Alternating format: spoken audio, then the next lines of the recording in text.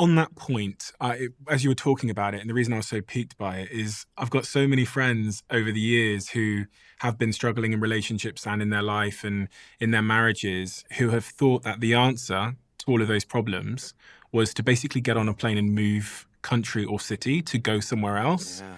And so when you were saying that, I was thinking back to a conversation I had with my friend many years ago where he said, I'm going to move to Spain. Yeah. And, his life was in ruins really at the time. His partner had just cheated on him and was pregnant. And he thought moving to Spain would solve the problems. And I remember the conversation with him where I said, like, by the way, all the problems are buying a plane ticket with you. Yeah. Like they're going to Yeah. Spain with you. Wherever you go, there you are. And so I had a friend who was a hairdresser. And I remember once talking to him, while he was cutting my hair. And we got on the topic of, because both of us are someone that people talk to. People talk to me about their problems in their relationship as a function of my work as a divorce lawyer. And people sit with their hairstylist and they'll talk, particularly women, will talk for a long period of time about the things that are stressing them out and upsetting them.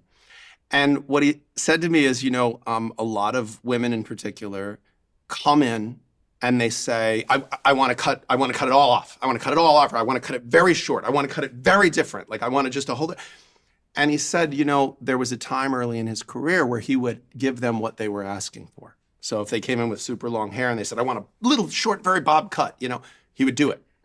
And then he would get a call from them a few days or weeks later going, oh my God, when can you fix it? Like, what do we do? And he said what he started to figure out is what they're really saying is a very human thing, which is, I don't want to be me anymore. Like, I don't want to be me anymore. Like, I can't do it. Like, it's all too heavy right now. Like, can I stop being me? Can I look different than me? Because maybe if I look different than me, I'll feel different than me. And maybe I'll do things differently than the way I've been doing them. And I think that's so human. To say, and that's the same thing about, okay, I'm just going to move. I'm just as guilty of this as anyone. When I've had a really stressful, difficult week carrying all of my clients' chaos and stress, and there's just bombs falling from the sky constantly in my line of work, I go, that's it. I quit. I'm done. I'm just going to do media stuff. I'm just going to write books. I'm not practicing law anymore. I'm never setting foot in a courtroom again. Mic drop. I'm out. And the reality is, I'm tired. I'm just tired. Okay, if it's true that I'm at a place where transitioning it, then just cut back. You don't have to cut all your hair off. And I said to my friend who's the hairdresser, so now what do? Do you try to talk them out of it? And he said, no. He said, I kind of play a trick. He's like, I do something a little different, but not so different. And then I play up in my reaction to it like, oh, I love it like this. Look at how it's so nice. I didn't take as much as you said, but I think this is really, and he said, and very often they're thrilled. Like they just go, oh yeah, this is great. Because it was symbolic. Like it was a symbolic thing for them that, no, I'm going to do something different and I'm going to look a little different when I look in the mirror. And when I look in the mirror, it's going to remind me to be different. But that's inside of you. Like, I mean, for me,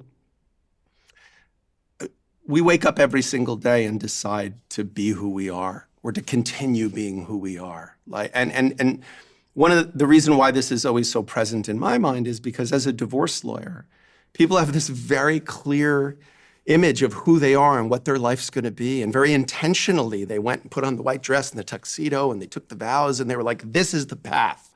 This is the path. I'm taking this path and this is who I am. I'm Bob's wife, or I'm Jen's husband, and I'm going to be a mom, or I'm going to be a dad, and this is what I'm going to do. And then it blows up, whether it's 5 years later, 10 years later, 20 years later, when the kids go off to college, whatever it might be. And then what they're really struggling with is, wait, who am I? Who am I now? Like the barn's burned down. What do I do? I'm not Bob's wife, then what am I? I'm Bob's ex-wife? That's a terrible thing to be. I don't want to be defined by what I'm not anymore and used to be. So who am I now? And, watching people over the course of their divorce navigate that is one of the most inspirational things in the world because people are so much stronger and more resilient than they give themselves credit for when they're in the crisis of it.